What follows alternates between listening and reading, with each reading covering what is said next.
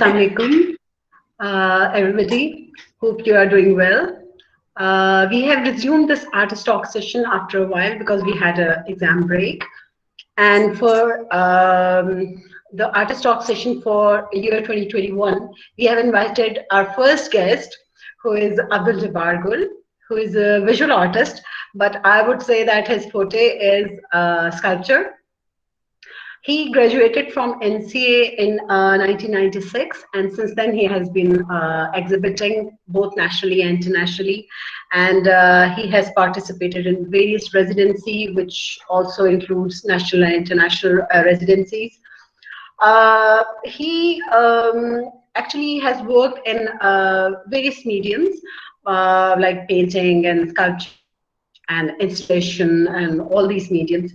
And he has also worked for he has done commercial projects as well, private projects as well, and some of his commercial projects include coin mural, which he did for State Bank of Pakistan, and then he did metal sculpture, which was done for Faisal Bank Karachi, and he participated in different symposiums internationally as well, which include Wool Symposium in Spain, which was in 2013, and then he participated in International Stone Sculpture Symposium, which was in Korea, which was in year 2011.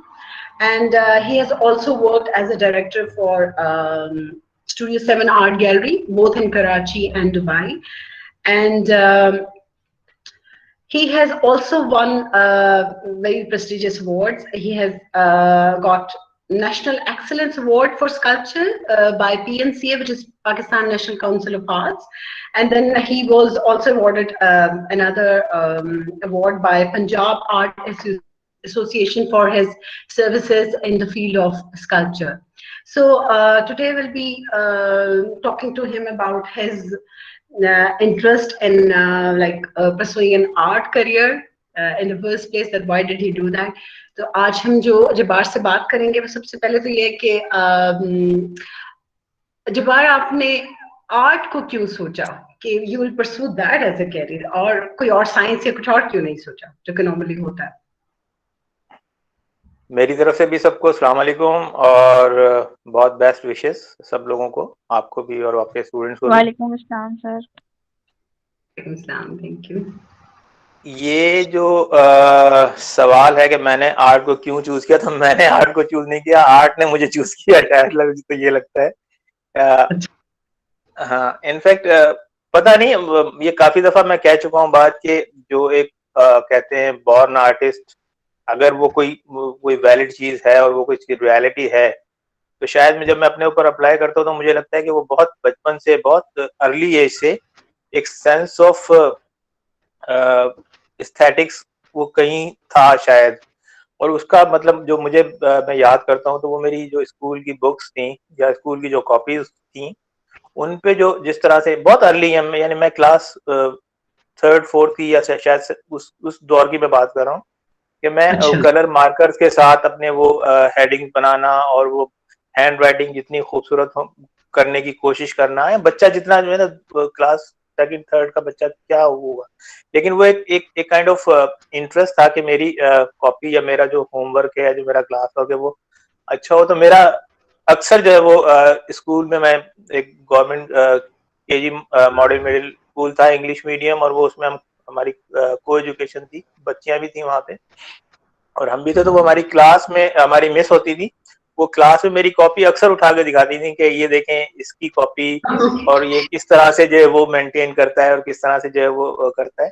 तो उस stage पे वो मुझे नहीं पता था कि मतलब वो क्या है वो एक, लेकिन उस इनकरेजमेंट ने शायद वो जो एप्रिसिएशन थी उस लेवल पर, उसने एक काइंड ऑफ इनकरेजमेंट दी. और ग्रेजुअली, जैसे आपको पता है, बच्चों ने रिसर्च भी की होगी, मेरा ताल्लुक मीर बुखार से है, इंटीरियर सिंध में एक शहर है छोटा.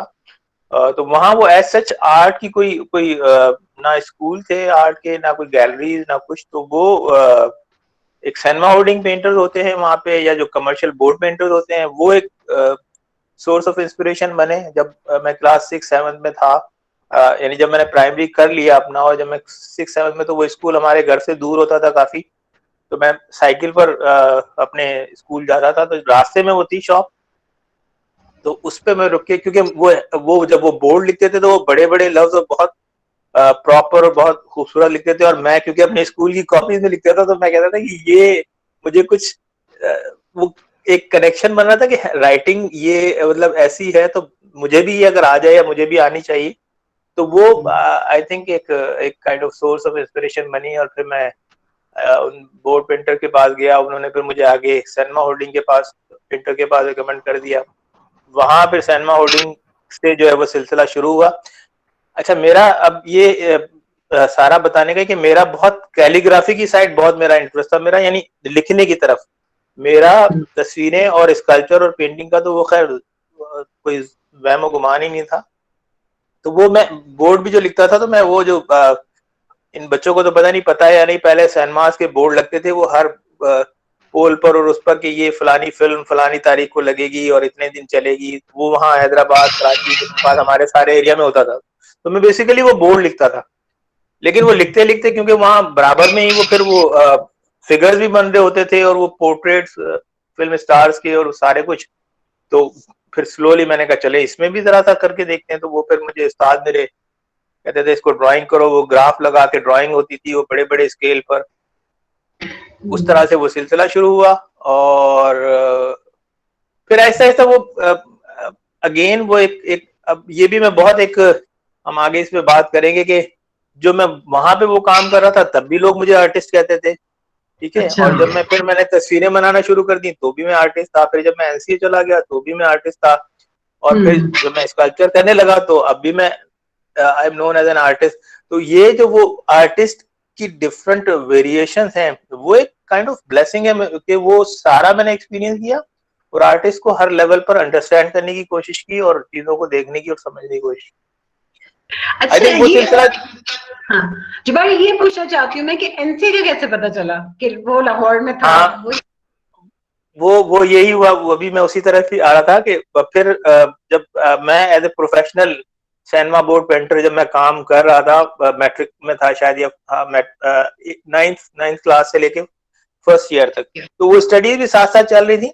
उसमें फिर नईम के साथ मेरी मुलाकात हुई। अब नईम के साथ भी मेरा रिलेशन बड़ा इंटरेस्टिंग है कि हमारी फैमिली एक रिलेशन थे। तो बचपन में जो मेरे ताया का घर था वो नईम के घर के बिल्कुल सामने था, तो हम जाते थे तो हम खेलते थे। फिर समहाउ हमारे ताया के साथ हमारी कोई वो अनबन हो गई फैमिली की, तो हमने जाना छोड़ दिया। तो वो अच्छा। फिर बीच में कोई बीच में कोई कोई 10-12-15 साल का गैप आया। उसके बाद जब हम दोबारा मिले तो फिर वो पता चला कि अच्छा ये तो वही है जिसके साथ हम बचपन में खेलते थे, या ये मैं इस तरह से वो दोबारा एक बॉन्डिंग हुई। फिर मैंने और नईम ने, वो जमील आर्ट एक होता था वहां पे, हमारे उस्ताद होते थे, उनकी शॉप होती थी जमील आर्ट के नाम से, वहां हमने साथ काम किया काफी अरसे, मेरा ख्याल 2-2.5 साल। फिर नईम का एनसीए में एडमिशन हुआ, और फिर नईम मुझसे राब्ते में रहता था, मुझे बताता रहता था कि ये हो रहा है ये हो रहा है। तो फिर मैंने विजिट भी किया। एक हमारे वहाँ पे हाई स्कूल में टीचर होते थे लाल मोहम्मद पठान साहब, उन्होंने मुझे कहा कि तुम्हें जो है वो ये परसू करना चाहिए और तुम्हें एनसीए जाना चाहिए। तो इस तरह से फिर वो एनसीए का एक नईम के थ्रू और लाल मोहम्मद साहब के रेफरेंस से वो एक इंट्रोडक्शन हुआ। फिर मैंने विजिट किया और फिर उसके बाद एडमिशन लिया। ठीक है।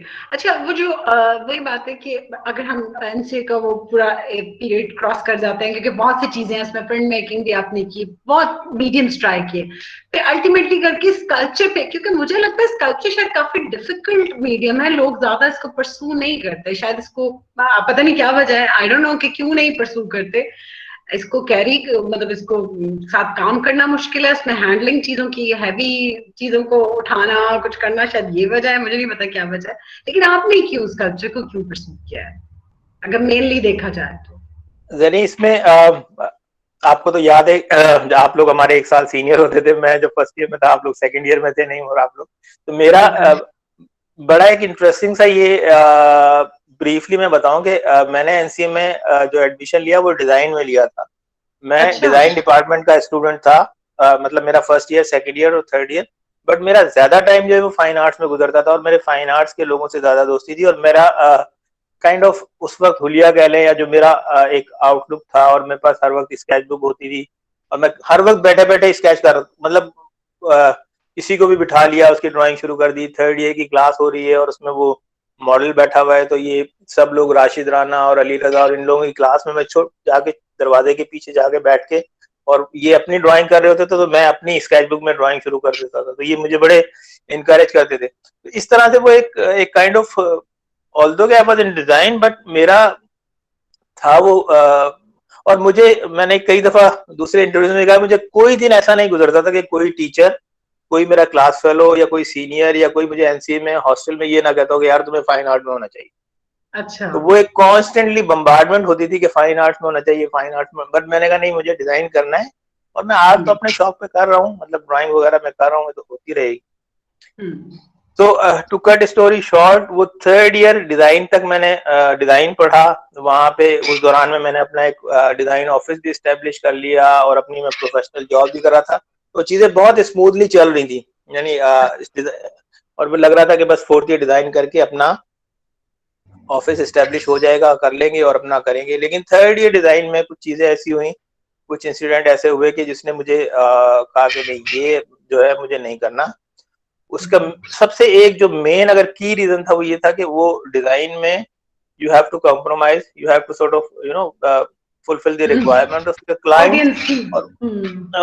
वो एक होता है कि आपको, बट और मतलब जो आपका क्लाइंट, क्योंकि वो पैसे दे रहा है, तो वो जो कह रहा है वो आपको, you have to compensate him ना। तो उस टाइम पे मुझे लगा कि यार नहीं, मुझे वो करना चाहिए जो कि मुझे, मेरा जो दिल करे मैं करूं।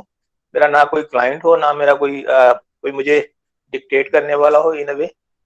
Then I switch to fine arts, और वो बड़ा एक बोल्ड डिसीजन कह लें, या बड़ा एक ब्रेव डिसीजन कह लें, कि थर्ड ईयर आपका कंप्लीट हो गया है and you are doing really good, और आपका अपना ऑफिस बना हुआ है, सब चीजें हो रही हैं, और आप यू टेक ए डिसीजन कि नहीं, अब मुझे डिजाइन नहीं करना, मुझे फाइन आर्ट्स करना है। तो I switch to fine arts.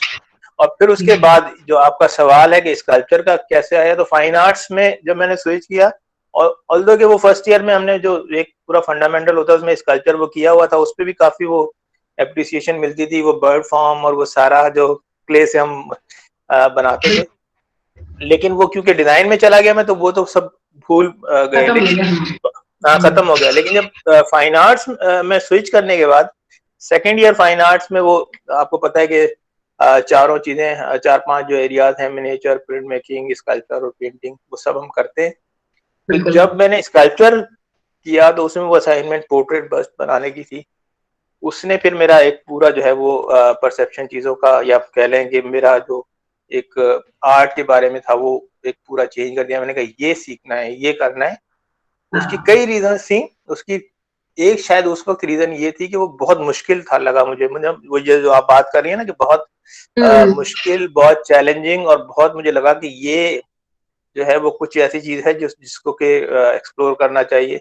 वो ड्राइंग पेंटिंग का, क्योंकि वो बचपन से करते आ रहे थे, और उसका कोई फियर नहीं था, और कोई उसका एज सच वो एक्साइटमेंट नहीं थी कि पेंटिंग वगैरह का।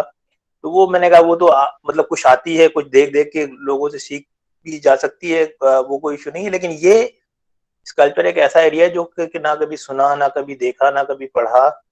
तो बस वो एक आप कह लें कि एक काइंड ऑफ बहुत अगेन वो उस तरह का ब्रेव डिसीजन या बोल्ड डिसीजन कह लें, वो स्कल्पचर जो है वो चैलेंज लिया आपने। क्योंकि अगर देखा जाए तो आपने डिजाइन इसलिए छोड़ा है क्योंकि आप ज्यादा अपने आप को एक्सप्रेस नहीं कर सकते थे। वो जो डीपली एक्सप्रेस करना, जहाँ पे वर्ड्स ना यूज करें, कुछ और अपनी बात को फुली कन्वे करें, फिर मीडियम को एक्सप्लोर करना, फिर वही बात है कि स्कल्पचर को लेना, स्कल्पचर के मीडियम में, जैसे आप क्ले की बात करते हो, और मैंने आपकी कहीं पढ़ा भी है कि जहाँ आपने ज्यादा कहा कि मैं वुड एंड मेटल में ज्यादा कंफर्टेबल फील करता हूँ। वही बात की वो ज्यादा हार्ड मटेरियल्स हैं, उसको मतलब कार्व करके कार्व आउट करना, ये जो भी, और क्ले जो है वो और तरह की चीज है।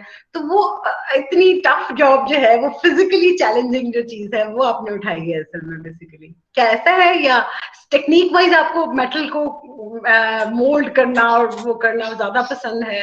क्या वजह है इसकी, मीडियम क्यों पसंद? देखो पता है जरी, एक मैं आपको बड़ी इंटरेस्टिंग बात बताऊं, ये आपके बच्चों के लिए बड़ी इंपॉर्टेंट होगी। कि हम सब जो है ना वो हमने कहीं, एक कहा जाता है कि हम कोई पुर्जे हैं और हमें जो लाइफ जो है ना वो ग्राइंड करती है, और हमें जहाँ कहीं फिट होना होता है ना तो वो हम जाके फिट हो जाते हैं। अब मुझे अगर स्कल्पटर बनना था, ठीक है ना, तो कहाँ वो सैनमा होल्डिंग और कहाँ वो मिरपुर खास और कहाँ वो और कहाँ एनसीए और कहाँ डिजाइन और कहाँ कुछ, वो बेसिकली वो एक बिल्कुल। ग्राइंडिंग प्रोसेस था जिसमें कि जिसने मुझे शेप अप करना किया कि मैं कोई स्कल्पटर बन जाऊं। अच्छा, अब एक और एलिमेंट जो कि शायद बहुत इंपॉर्टेंट है, जिसको मैं अब रियलाइज करता हूँ, उस टाइम पे नहीं। स्कल्पचर मेजर तो ले लिया, लेकिन अब स्कल्पचर का कुछ नहीं पता कि क्या होता है या क्या नहीं होता है या इसमें क्या करना है, यानी वो चैलेंजिंग लगा, फैसिनेटिंग लगा, वो हो गया।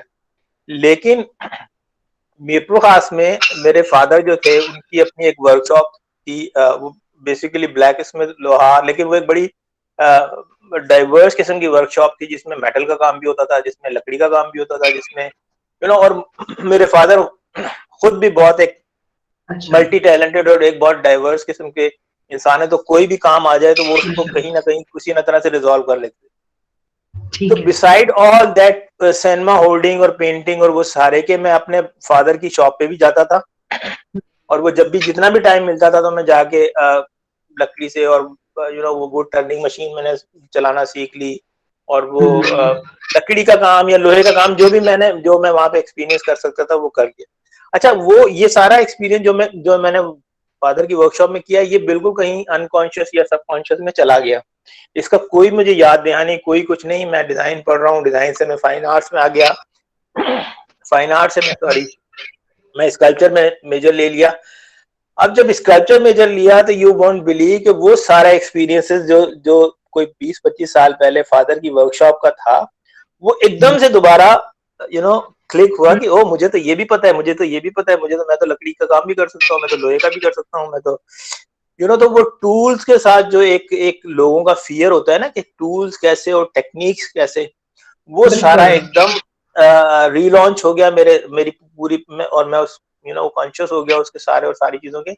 तो फिर मेरे लिए स्कल्पचर करना कंपैरेटिवली बाकी लोगों के आसान हो गया कि लेबर का कोई इशू नहीं था, टूल्स का कोई इशू नहीं था, मीडियम्स का कोई इशू नहीं था, क्योंकि वो एक बेसिक अंडरस्टैंडिंग तो वहां पे हुई थी फादर की वर्कशॉप में। अब यहाँ पर आगे उसको फर्दर एक्सप्लोर करना था। तो that's how you know although कि उस सारे के बावजूद भी स्कल्पचर बहुत लिबोरियस, बहुत टाइम कंज्यूमिंग और बहुत मेहनत तलब है, लेकिन क्योंकि वो बचपन में कुछ वो भी चीजें की हुई थी तो उसने हाँ, बहुत हेल्प किया। आपके लिए बड़ा वो टॉय की तरह ही था, मतलब क्योंकि अगर आप शुरू से, ये बात है कि जो बच्चे शुरू में अपने फिजिकल चीजें करना शुरू कर देते हैं, वो बड़े होके भी कई चीजें काफी जो होती है ना, जो 3D टाइप की चीज हो या बाकी, उनको लिए आसान होता है उसको हैंडल करना। अगर आपने बचपन में कई एब्सोल्यूट। चीजें नहीं की तो मतलब मुझे लगता है कि कई जगहों पर मैंने जहाँ नहीं की वहां मुझे मुश्किल लगता था। तो मुझे लगता है कि ये एक और लिहाज से भी बड़ा इंपॉर्टेंट है कि जो हम न्यू मीडिया पर चले गए हैं और हम अपने हाथ से फिजिकली कई चीजें नहीं करते, हम कई चीजें लूज कर जाएंगे अपनी जो ये जो फिजिकल वाली एबिलिटी है। तो मेरे हमें एक बैलेंस रखने की जरूरत है दोनों में, क्योंकि इसमें भी हम कई दफा कई इस तरह की चीजों पे कॉम्प्रोमाइज करना शुरू कर देते हैं कि सारा कुछ सही हो जाए, बहाना हो। क्योंकि मुझे याद है कि मेरे लिए 3D स्कल्पचर करना बड़ा मुश्किल होता था यूं, लेकिन जब भी मैंने 3D एनिमेशन किया तो वो बहुत अच्छी होती थी, क्योंकि वो वहीं पर मूव कर रही होती थी, मुझे फिजिकली मूव नहीं करना पड़ता था। मुझे मैं हमेशा कहती थी कि यहाँ मुझसे स्कल्पचर, वहां मुझसे पेंटिंग बहुत अच्छी होती है, यहाँ से मुझसे स्कल्पचर या एनिमेटेड चीज जो 3D होती है उसको विजुअलाइज करना बड़ा आसान है, लेकिन वहां फिजिकली खड़े होकर मुझे लगता था that was too laborious for me. मुझे तो सांस चढ़ जाती थी, मेरी तो हालत खराब हो जाती थी, तो मैं इसको परसू नहीं कर सकती थी। तो इसलिए मुझे लगा कि बहुत लेबोरियस है और शायद बंदों के लिए भी मुश्किल है। जैसे आपने टेक्निक वाइज बात की ना, बचपन से आपके हाथ से एक चीज, एक मटेरियल निकला हुआ है, इसीलिए आपको जो है ना उसके ऊपर फुल कंट्रोल है।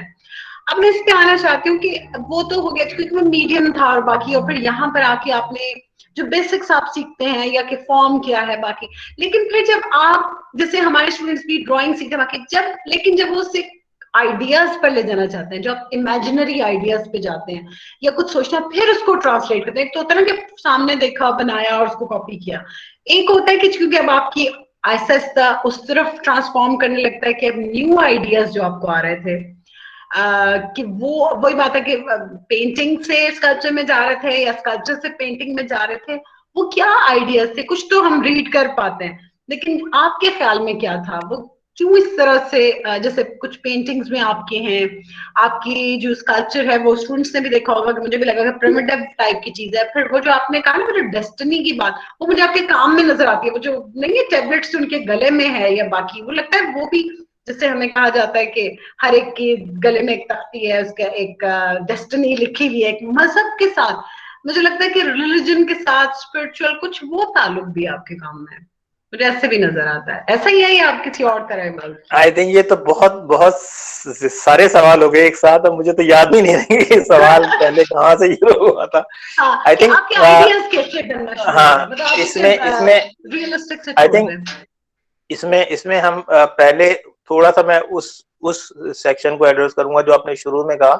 ये बहुत हम वियर्ड टाइम्स में रह रहे हैं, और ये बड़ी एक अजीब सी कि हर चीज बहुत ऑनलाइन और बहुत आर्टिफिशियल उस एआई बेस्ड हो गई है और सारी चीजें। तो वो जो हमारा ह्यूमन इंटरेक्शन, फिजिकल इंटरेक्शन था चीजों से, वो खत्म हो गया, और उसका बहुत बड़ा नुकसान हो रहा है और होगा। ये भी हम रियलाइज नहीं कर रहे, लेकिन ये आहिस्ता आहिस्ता अब बच्चे सारे वक्त जिस तरह मोबाइल पे चीजें कर रहे होते, तो वो जो गलियों में खेलने का एक्सपीरियंस, एक दूसरे के साथ इंटरेक्शन का एक्सपीरियंस, जो ह्यूमन एक्सपीरियंस था बेसिकली, वो निगेट होता जा रहा है।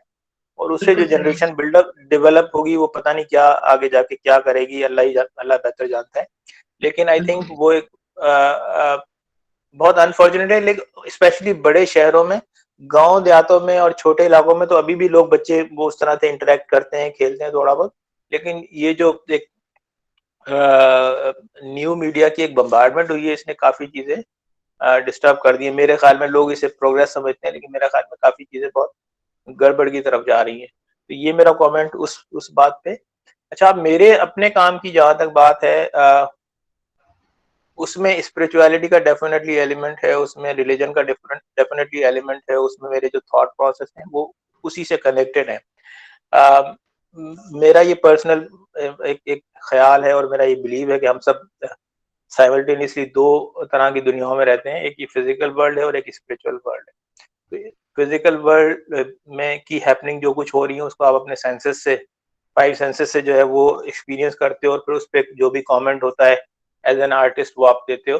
लेकिन जो इनर एक्सपीरियंसेस हैं या जो स्पिरिचुअल एक्सपीरियंसेस हैं, वो बहुत उसमें आंखें बंद होती हैं, उसमें बात नहीं होती, उसमें सेंसेस का कोई इस्तेमाल नहीं होता। वो दिल और रूह की एक एक एक कहानी होती है।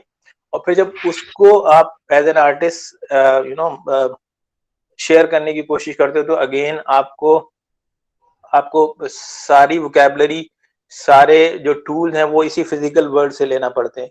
तो अगर मुझे मिसाल के तौर पर मैंने अपने थॉट्स को दिखाना है, तो मैं कैसे दिखाऊंगा आर्ट में? तो वो फिर एक विंग थॉट का कॉन्सेप्ट डेवलप हुआ। अच्छा, काम इवॉल्व कैसे होता है इसमें? मैं कई दफा मैंने कहा है कि मुझे ये लगता है कि 3 स्टेजेस बहुत इंपॉर्टेंट होते हैं हर आर्टिस्ट की जिंदगी में। एक उसका स्टूडेंट लाइफ का टाइम, जिसमें वो बेसिक टेक्निकलिटीज और वो इक्विप्ड होता है, वो लर्न करता है हाउ टू बिल्कुल मेक थिंग्स। ठीक है, वो एक उसमें एक सर्टेन स्किल का लेवल डेवलप होता है, और उसमें थॉट का लेवल भी डेवलप होता है। बट जो सेकंड स्टेज है, उसमें उसका कॉन्सेप्चुअल साइड है, उसमें अपनी पर्सनल वोकैबुलरी डेवलप करने की एक एक स्ट्रगल होती है कि अच्छा चलो, मैंने सामने बिठा के मॉडल तो मैंने बना लिया, या सामने बिठा के मैंने स्कल्पचर तो बना लिया, जिसको हम एकेडमिक काम कहते हैं, वो तो बना लिया। लेकिन अब उसमें उसमें कंटेंट क्या है, उसमें आप मतलब मैं कहना क्या चाहता हूँ या मैं कहना क्या चाहती हूँ, वो इम्पोर्टेंट हो जाता है। तो वो स्ट्रगल का पीरियड जो वोकैबुलरी डेवलप करने का है, और जब डेवलप हो जाती है, वो रहता कॉन्स्टेंटली सारी जिंदगी है, वो सारी जिंदगी आपकी वोकैबुलरी डेवलप होती रहती है।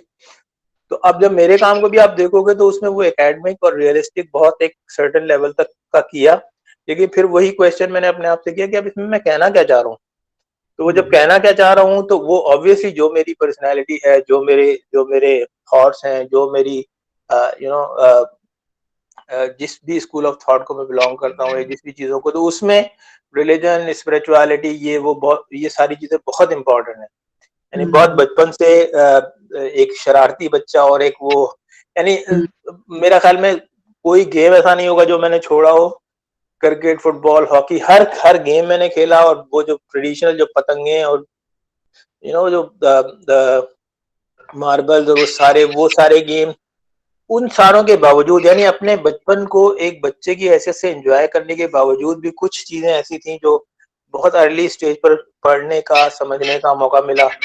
और शायद उसकी वजह ये थी कि मेरी पता नहीं एक बचपन से फैसिनेशन थी कि मैं अपनी एज से ज्यादा बड़ी एज के लोगों में बैठ के और उनको मैं बेशक मैं चुपचाप बैठा हुआ हूँ, लेकिन मैं सुन रहा होता था कि वो वहाँ क्या कम्युनिकेशन हो रही है, क्या बातचीत हो रही है।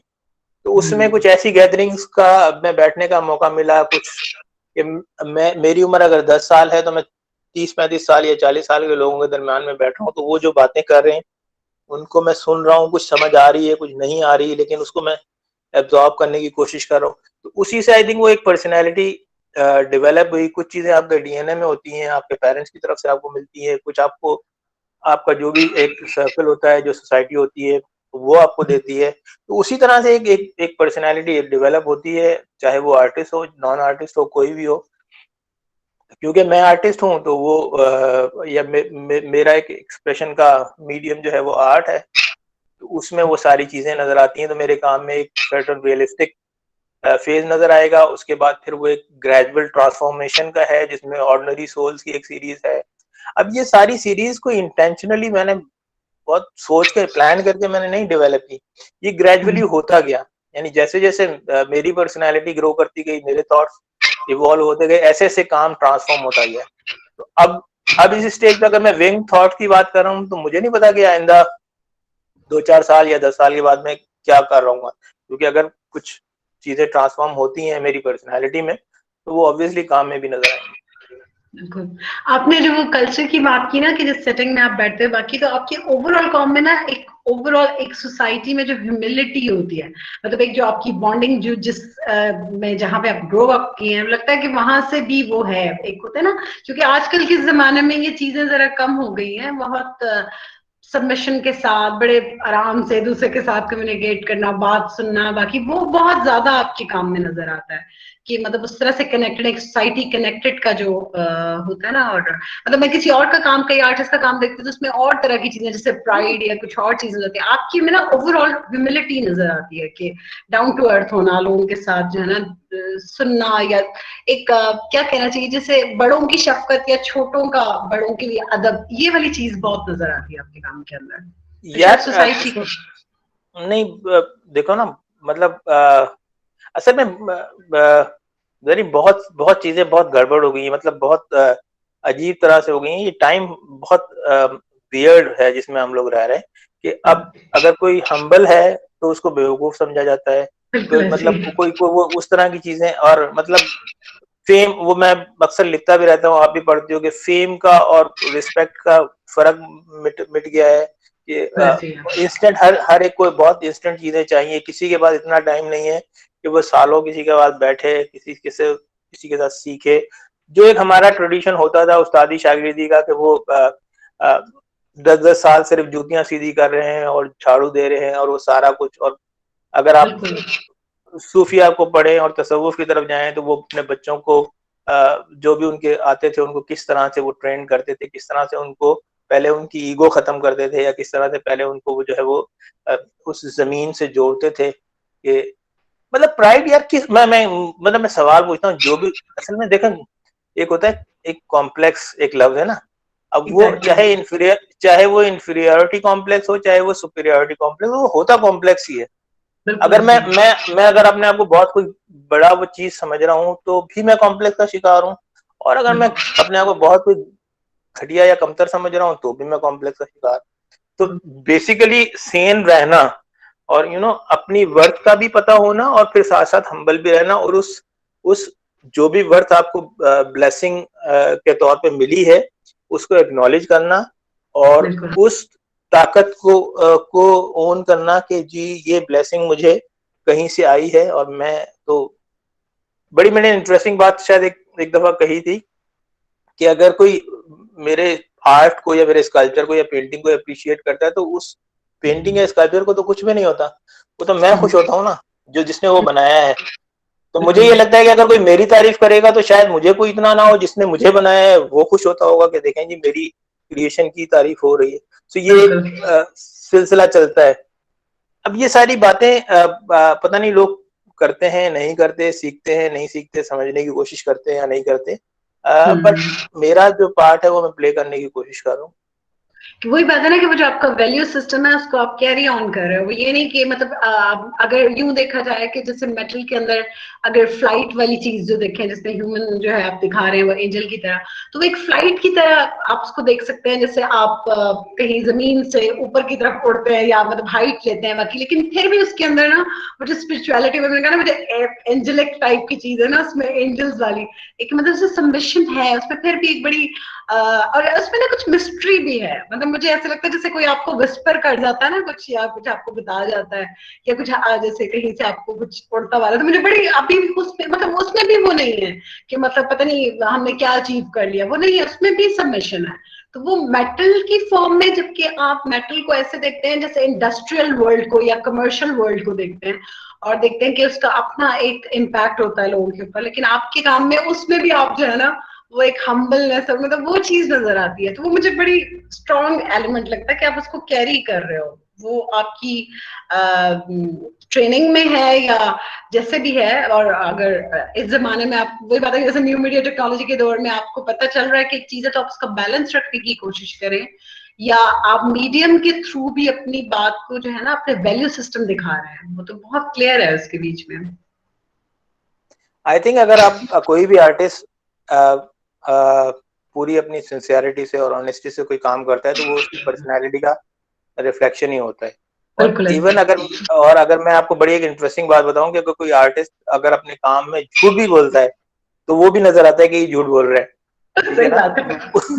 तो वो ऐसे ही है। वो मतलब तो वो एक है शायद आई थिंक कतील शिफाई का शेर है कि मैंने देखा है जहां मेरी जुबान डोलती है शायरी सच बोलती है। तो अगर आप कहीं कुछ करने की कोशिश करें, मीडियम्स का और मटेरियल्स का वो अपनी चॉइस पर होता है। मतलब अब क्योंकि मैं स्कल्प्टर हूँ और मेरे पास एक एक काइंड ऑफ वो कंफर्ट है कि मैं मेटल्स के साथ या वुड के साथ या और नए मीडिया के साथ मैं कंफर्टेबल हूँ तो मैं कर रहा हूँ।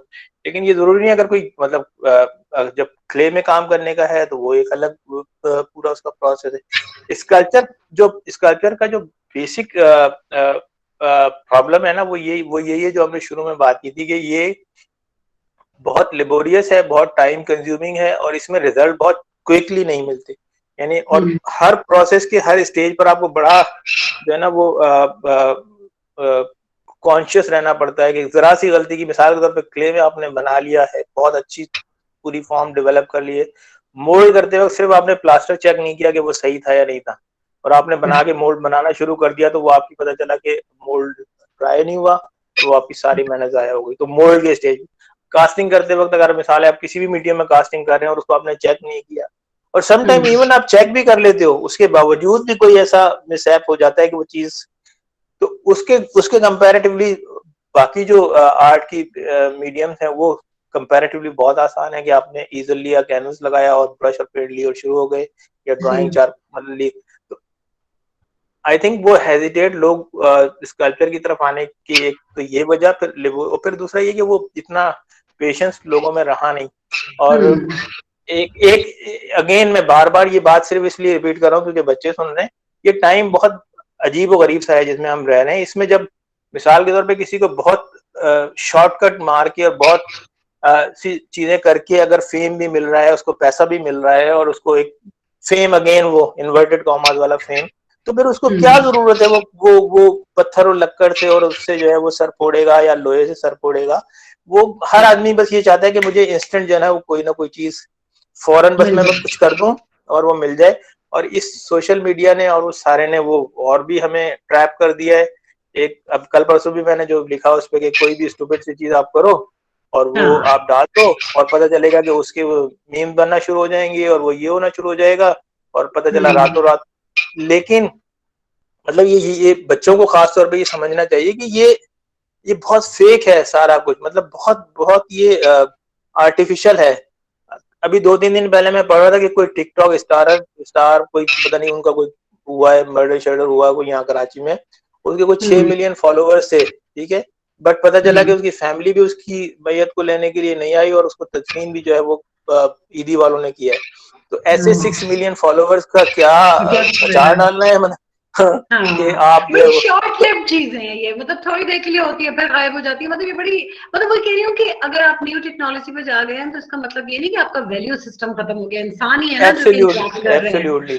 कभी भी ये वैल्यू सिस्टम नहीं जाते और वो कॉन्स्टेंटली रहते हैं, और जहां हम उसको खराब करते हैं वहां पर वो वापस हमारे मुंह पे वापस आ जाता है। वो आपकी जान छूटती नहीं इससे। एग्जैक्टली। इंसानों को वैल्यू सिस्टम पे रहना ही है।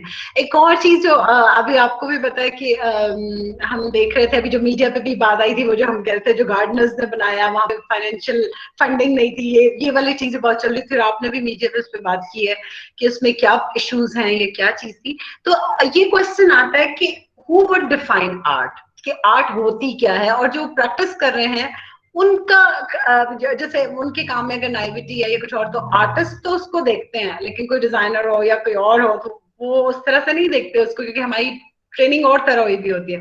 लेकिन उसको डिफाइन कौन करता है कि ये आर्ट फॉर्म है कि नहीं है, और किसकी अथॉरिटी है उस पर कि is it an art form और नॉट? आई थिंक इसका आंसर जनी मुश्किल है देना। इसका एक सिंपल सा आंसर तो ये है कि टाइम टाइम डिफाइन करेगा कि क्या चीज आर्ट है और क्या चीज नहीं है। जो बिल्कुल। मैंने उसमें भी कहा है कि मोहनजोदड़ो और हड़प्पा में जो वो फिगर्स बना रहे थे, अगर उनको उस वक्त उनके लोग वहां पे उनका मजाक उड़ाते तो आज हम उसको शायद हम तक चीजें ना पहुंचती। तो हाँ, ये वो सारा मैंने डिटेल में उस पे अपना कमेंट दिया था कि वो अगर एक ऑनेस्ट और एक सिंसियर एफर्ट है।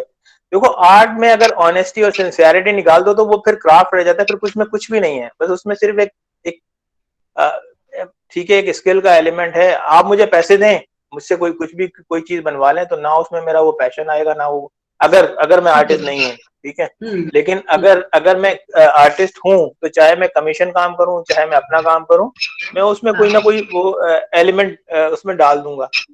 उस सारे केस में वो हुआ है कि अब सच तो पता चलता नहीं है ना कि सच तो क्या था, और मतलब वो एग्जैक्टली। अगर अगर अगर अगर उसकी कोई फंडिंग थी तो लोगों को सजा मिलनी चाहिए, लेकिन अगर कुछ नहीं था तो वो बिल्कुल। अप्रिशिएट करना चाहिए था। अच्छा दूसरा ये है कि कौन डिसाइड करता है, टाइम हो गया। फिर दूसरा ये है कि अब क्योंकि वो अगेन मैं बार बार ये बात इसलिए कह रहा हूँ कि अब चीजें बड़ा एक किसी ने इंटरेस्टिंग कहा कि अब आर्ट लोग जो है वो देख के नहीं खरीदते, सुन के खरीदते हैं। ये हम्म।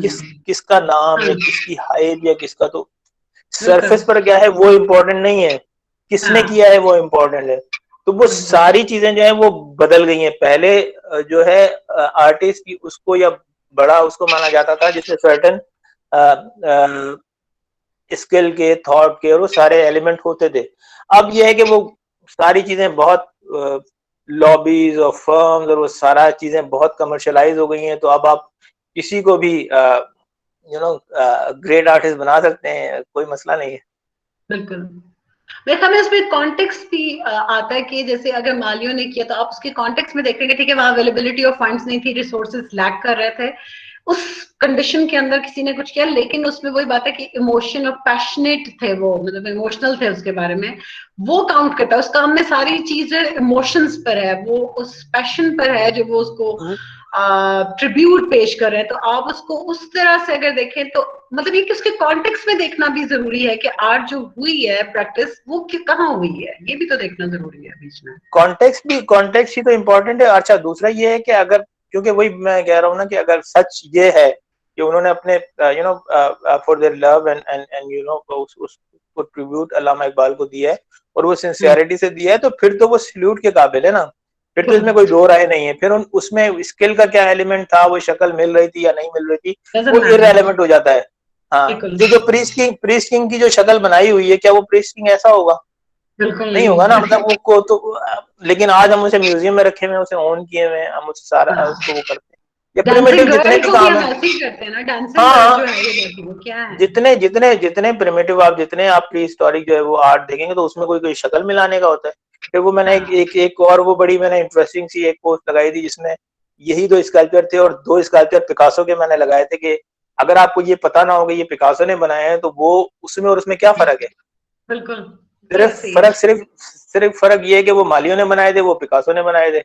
अब क्योंकि बिल्कुल। वही जो मैं बात कर रहा हूँ कि अब आर्ट वो नहीं है कि क्या बना हुआ है, अब आर्ट ये कि किसने बनाया है, वो और इम्पोर्टेंट हो गया आर्ट है। जो तो है वो अब हाँ, और वो पार्ट ऑफ लाइफ है ना, तो लाइफ के अंदर जो वाकयात हो रहे हैं या जो सर्कमस्टेंसेस हैं उसके मुताबिक भी आपको देखना है कि वो क्या हो रहा है। तो इसका मतलब इस तरह की आर्ट फॉर्म को आप अगर बिल्कुल डिनाई कर देंगे, साइड पे ले जाएंगे, तो आपने बिल्कुल सही बात की थी, तो लोग डिस्करेज होंगे, और जो करने वाले हैं किसी तरीके से आप उसको भी डिस्करेज कर रहे हैं। आप कोई भी, मैं ये कह रहा हूँ ना कि अगर ये सब कुछ सच है जो कुछ भी बताया जा रहा है कि वो मालियों ने बनाया और बगैर फंड के बनाया, आज के बाद तो कोई भी हिम्मत नहीं करेगा। तो करेगा, वो हाँ। कोई कोई वो बनाने की कोशिश करेंगे भी तो वो उनको वही फियर होगा कि ये हमसे पता नहीं कैसा बने, और पता चले इस हाँ, पे हमें बहुत उल्टा रिएक्शन मिल जाए, तो वो तो सारा आपने ब्लॉक कर दिया ना एक साइड। बिल्कुल। और आपकी वो जो एक आपने ऑफर की कि मैं इसको कर सकता हूँ अगर मुझे दिया जाए और मैं इनको भी इन्वॉल्व करूंगा, तो दैट वाज वेरी नाइस कि मतलब एक सोशली भी एक कंट्रीब्यूशन करना, कि एज एन आर्टिस्ट एक सोशली कंट्रीब्यूट आप कर रहे हैं कि उन लोगों को भी साथ एंगेज करें जिनको जो चाहते हैं किसी तरह एक्सप्रेस करना अपने आप को, लेकिन आप उनको सिर्फ सोशल इकोनॉमिक स्टेटस की वजह से डिनाई कर रहे हैं उनकी आर्ट की प्रैक्टिस को, कुछ और कि नहीं जी ये कौन है, इन्हें क्या आता होगा, ये तो मतलब बेचारे उनको कुछ पता नहीं। तो आप मतलब उस तरह से भी आप उसको डिसएंगेज कर रहे हैं। तो आप अगर एंगेज करते हैं तो ये एक कंट्रीब्यूशन है towards society in terms of form, मतलब आर्ट फॉर्म में भी या कुछ, तो मुझे लगता है कि जरूरी है ये भी अप्रोच होना। देखो उसमें उसमें उसमें दोनों तीनों तीन चार ऑप्शन मैंने उसमें चीजों में डिस्कस किए थे कि एक तो ये कि पहली बात है कि वो तोड़ना ही नहीं चाहिए था, उसके बिल्कुल, बराबर में कोई आप प्रोफेशन से बनवा लेते कोई साइड पे दूसरी जगह पे, तो बहुत दोनों को अच्छा ऑन आइडिया। करते।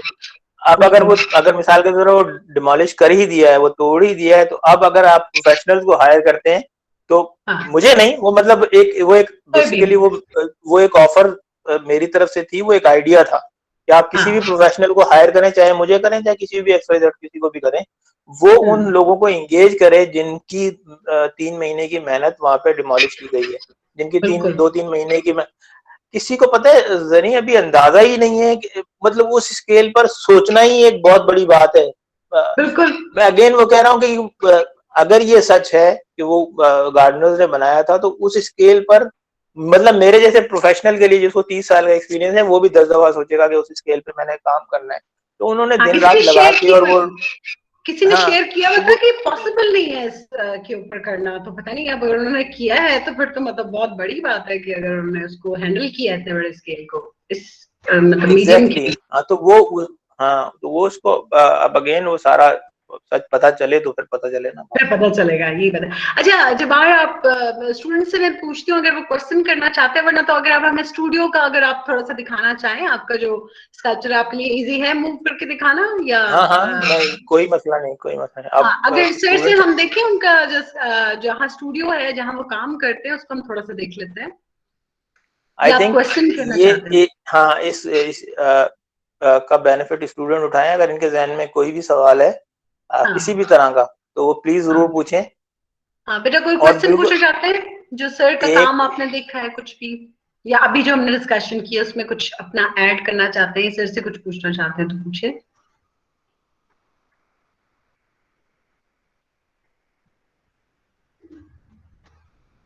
जी जी, पूछिए। अस्सलाम वालेकुम सर। वालेकुम सलाम। सर बेसिकली मेरा फर्स्ट क्वेश्चन आपसे ये है, आपने जैसे बताया कि आप फादर की वर्कशॉप थी, आपने आपके फ्रेंड ने भी आपको कहा कि आपको फाइन आर्ट्स में जाना चाहिए, बहुत सी ऐसी अपॉर्चुनिटी आपको मिली जहाँ से आपको लगा कि मुझे फाइन आर्ट्स की तरफ जाना चाहिए क्योंकि मेरा स्किल्स वहाँ पे डेवलप। बट बेसिकली अगर हम अपने आप को देखिए, मतलब हम अपनी जिस सोसाइटी या जिस जिस जगह पे देखें, वहां पर इतना आराम से हमें इतनी सपोर्ट या फिर सपोर्ट कह सकते हैं, या फिर ये कह सकते हैं कि हमें कोई इतना गाइड नहीं करता कि हमारा स्केल किस में स्ट्रांग है। हम बेसिकली अगर अपनी एक डिग्री भी हासिल कर ले, कंप्लीट कर ले, बैचलर्स कर ले, तो फाइनल ईयर में आके हमें पता चलता है कि हम उस स्किल्स में तो है ही नहीं, हमने तो यहाँ पे एक वैसे यहाँ पे आके किया है, अपना बैचलर्स कंप्लीट किया। सो मेरा क्वेश्चन ये है कि हमें किस अपनी सेल्फ को, मतलब अपने सेल्फ अपने आप को कैसे डिस्कवर करें कि हमारी ये फील्ड जिसमें हम जा रहे हैं, जैसे ग्राफिक्स होगी, या वो हमारे लिए बेहतर है, या फिर हमें कोई और अपनी फील्ड्स को डिस्कवर करना चाहिए। बहुत अच्छा सवाल है। आई थिंक इसके 2-3 एस्पेक्ट हैं, इसको देखना और समझना जरूरी है। मेरे केस में अगर वो लोग मुझे कह रहे थे तो उसमें ऑब्वियसली मेरी कोई इंक्लिनेशन देखी होगी, उन्होंने मेरा कोई पोटेंशियल देखा होगा या जिस तरह का मेरा था वो देखा होगा, तो उन्होंने कहा। और मतलब जो मेरा स्विच करने का था वो शायद अगर उस एक्सटर्नल फोर्स की वजह से होता ना तो मैं बहुत पहले स्विच कर जाता। मैंने डिजाइन अगर 3 साल कंटिन्यू किया है और वो उसके बाद अगर मैंने स्विच किया है तो वो कोई एक इंटरनल कोई चीज हुई है जो मैंने आपको अभी हमने डिस्कस भी की। तो 2-3 मतलब ये चीजें होती हैं कि अगर अगर आप किसी फील्ड में हैं और उस वो आपका इंटरेस्ट आपको किसी स्टेज पे लगता है नहीं है, तो बेहतर तो ये है कि आप उसको उसको ना परस्यू करें, उसको स्विच करें। और अगर मिसाल के तौर पे आप उसमें आ ही गए हैं तो फिर उसमें एक्सेल करने की कोशिश करें। हो सकता है कि आपको एक सर्टेन टाइम के बाद, अभी फॉर द टाइम बीइंग अभी उसमें इंटरेस्ट नहीं आ रहा, लेकिन हो सकता है कि कुछ टाइम के बाद आपका इंटरेस्ट डेवलप हो जाए। हमारे साथ बहुत सारे ऐसे लोग थे जो बिल्कुल ब्लैंक, जिनका कोई आर्ट बैकग्राउंड नहीं था, कोई आर्ट में इंटरेस्ट नहीं था, वो आए, now they are really good designers and good artist. उन्होंने अपना एक टेस्ट डेवलप किया, अपना एक वो सारी चीजें डेवलप की। तो ये एक पॉसिबिलिटी हो सकती है। आई थिंक एक एक मैं अक्सर ये बात कहता हूँ कि ये जो एक पेरेंट्स की तरफ से प्रेशर होता है और फिर ये कि एक जो लफ्ज होता है स्कोप, वो बड़ा आपको डिस्टर्ब करता है कि ये जो करोगे तो इसका स्कोप क्या है और ये जो करोगे तो इसका स्कोप क्या है। इसका मतलब मैं कई दफा ये बता चुका हूँ कि स्कोप एज सच कोई चीज नहीं होती। अगर आप किसी भी फील्ड में एक्सेल करते हो तो उसका स्कोप बनता है। अब जब मैंने इसका मेजर लिया था तो आपको मैं बता नहीं सकता कि कितना मुझे डराया गया था, कितना मुझे लोगों ने डिस्करेज किया था कि। और मैं आपको एक और इंटरेस्टिंग बात बताऊं, अगर आज मैं फेलियर स्कल्पचर होता ना तो वही लोग मुझे कहते, देखा हम नहीं कहते थे कि तुम स्कल्पचर ना लो जैसे, है ना। तो अच्छा, अब क्योंकि मैं सक्सेसफुल हो गया हूँ तो अब वही लोग कहते हैं बहुत अच्छा डिसीजन था, यानी क्या बात है तुमने यार, अच्छा डिसीजन। मैं डिजाइन स्विच करके फाइन आर्ट में आया और मैं रुल जाता और मैं कहीं डिसअपियर हो जाता तो लोग जो भी मुझे जानते वो कहते कि यार तुमने बहुत गलत किया, तुम्हें बिल्कुल नहीं स्विच करना चाहिए था, अच्छा भला ऑफिस तुम्हारा चल रहा था। तो वो लोगों की बात या लोगों की चीज वो मैटर नहीं करती, मैटर करता है आपने प्रूव करना होता है। कायद आजम ने कहा है ना कि I don't make right decisions, I make decision and prove them right या मेक देम राइट। तो बड़ी एक इंटरेस्टिंग बात है कि आप जो डिसीजन लो उसको फिर आपने प्रूव करना है। वो जो भी लोगों की फीडबैक हो या पेरेंट्स का प्रेशर हो या कुछ भी हो, एक चीज आपने डिसीजन ले लिया, एक चीज में आप आ गए, अब ये आपने प्रूव करना है कि वो जो कुछ भी आप कर रहे हो वो सही था या गलत था। उसमें अगर आप एक्सेल कर गए, वही वही सेम लोग कहेंगे कि बहुत जबरदस्त डिसीजन था। अगर आप उसमें फेल हो गए तो वही लोग कहेंगे कि देखो हमने नहीं कहा था कि तुम ये ना करो। It all depends. तो सारा रिलेटिव है और उसमें अपनी सुने, अपने पेरेंट्स को कन्विंस करने की कोशिश करें, आप पेरेंट्स को मतलब समझाएं कि मेरा ये नहीं है इसमें इंटरेस्ट। और अगर वो फोर्स करते हैं या उनकी अपनी एक एक्सपीरियंस है और उस बेस पे वो आपको कहते हैं तो फिर जिसमें आप हैं उसमें इंटरेस्ट डेवलप करने की कोशिश करें। और कोई क्वेश्चन करना चाहता है या कोई सर की कोई पेंटिंग या काम से रिलेटेड कुछ पूछना चाहता है तो वो शेयर कर सकता है। मैं एक्चुअली हैंड रेस किया हुआ था, मैंने यही वाली बात करनी थी कि मतलब अब जो भी आर्ट वर्क हो, मतलब जैसे अभी आप लोग बात कर रहे थे स्कल्पचर का, लोगों को ये लर्न करने की ज्यादा जरूरत है कि वो अपने आर्ट वर्क को एक्सेप्ट करें, मतलब ओन करना शुरू करें। जैसे वो एक फाउंटेन वाला हम लोग ने जो पढ़ा था, मार्सेल डुकमैन का जो था, तो उसने मतलब हाँ, तो उसने मतलब इस तरह की एक बहुत ही कंट्रोवर्शियल सी चीज लाके रखी थी, लेकिन उसने उसको ओन किया था वहां पे। तो वो फिर क्या हुआ, उस टाइम से चलो इतना नहीं एक्सेप्ट हुआ, लेकिन लेटर ऑन उसी चीज को लेके अवंटगार्ड मूवमेंट के थ्रू मॉडर्न आर्ट को एक्सेप्ट किया गया था, चली थी मतलब उसके थ्रू।